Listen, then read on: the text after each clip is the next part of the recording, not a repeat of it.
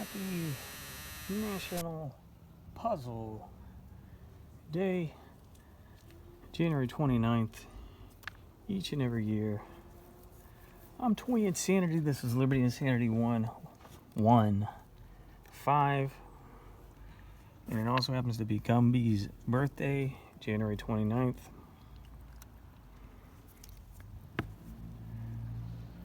He was born, January 29th, 1955. Born January 19th, 1958 is the subject of today's video. Thomas Kinkade.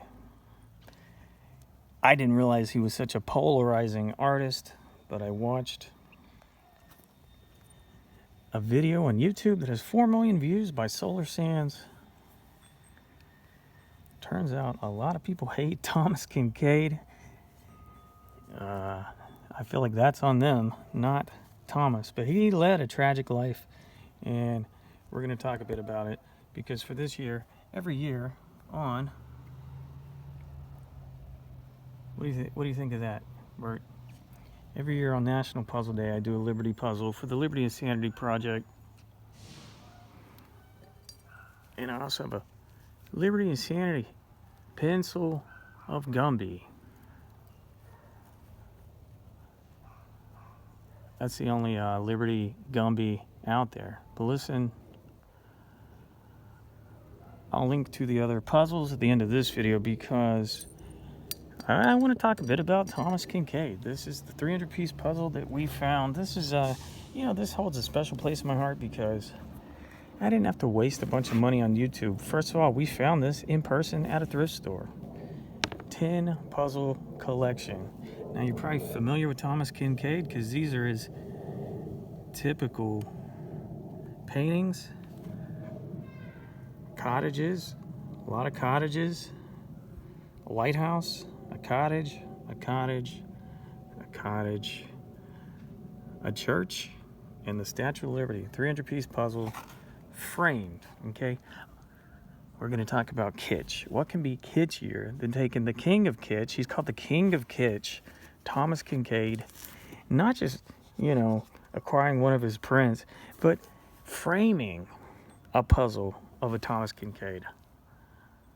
I love it, okay? Who's the new king of kitsch, collecting kitsch? Maybe me, I don't know. But I really do like that puzzle. It's evocative of the Edward Moran painting that was done at the time of Liberty's unveiling.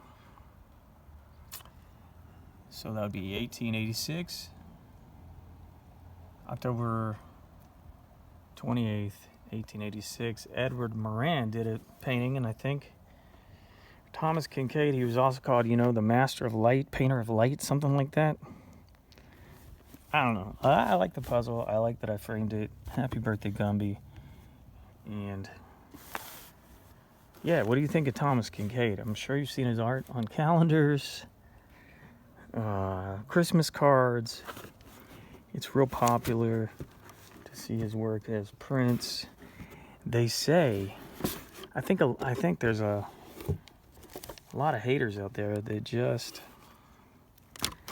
dislike him because he was so prolific. They said at some point in the 90s, 1 out of 20 homes had some version of a Thomas Kinkade print, or maybe a calendar or a card. I don't know. You're going to hate someone just because he's prolific?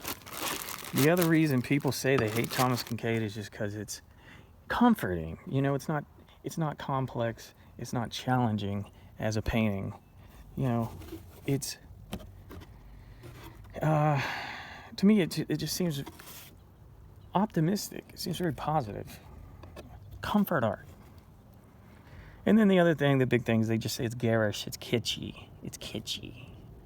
I don't know. I think kitsch is back in style. Like I said, he was prolific in the 90s, and the 90s are clearly back in style. At one point in my travels, I went to one of his galleries. He passed in 2012, age 54.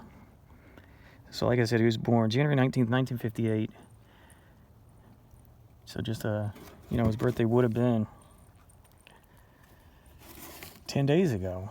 Puzzle Day is the 29th.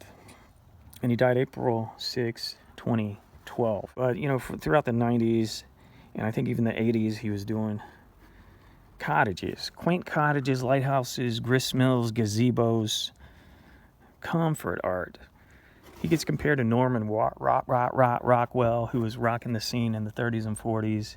He gets a little comparison to Bob Ross, who we know is very popular current year. So Bob Ross was prolific in the 80s and 90s. But, Kinkade wasn't against doing a couple people, monuments and buildings among his happy little trees. And like I said, he's really known for lighting up the sky. Some say in a way that, wouldn't be natural, especially like the lights in the houses. People criticize him for, that looks like the inside of that cottage is on fire. But you know what it makes me think? It's inviting. It's inviting. It's comforting and inviting, like, Hansel and Gretel type cottage, okay? I want to go in there and get some free candy. Liberty and Sanity 115. He made $130 million in 1 year. Adjust that for inflation. But the problem was he had a tortured soul, of course, and he was an alcoholic. He died young, age 54. Age 54, there was some contention between his ex-wife and his girlfriend over his estate. But, he's still got galleries in thomaskinkade.com, and he's still making money. And he's not, but his family is, I guess. Comfort art. I love it. I don't care if it's kitschy, because I love kitsch. King of kitsch, okay? I hate that it's so polarizing, but, if it evokes an emotion of comfort and optimism, how's that not a good thing? How's that not good? Where'd my cats go? Kind of sentimental and comforting. What more do you need? 300-piece puzzle, super straightforward. And I found at a thrift store a frame that fits it perfectly. Which one of these would you do? Which one do you find the most comforting or the most kitschy, if you're into that sort of thing? Grist mill, that reminds me of growing up. Yeah, if you ever grew up on a lake or a river, look at this, a little cabin with a canoe, cabins and canoes and cottages, and a simple puzzle by Seiko that came out in 2014. And we paid $5 for the whole unit, okay? So I'm sure next year I'm going to have to return with one that costs, 20 plus on eBay. But this was great to find. 100 pieces, 5555113333. We did the 3, and that's how big it turns out. Great, right? Love it. Okay. Fantastic. Puzzle Insanity, Liberty Insanity. Happy birthday, Gumby. Goodbye. Kitchen Sanity. Kitchen?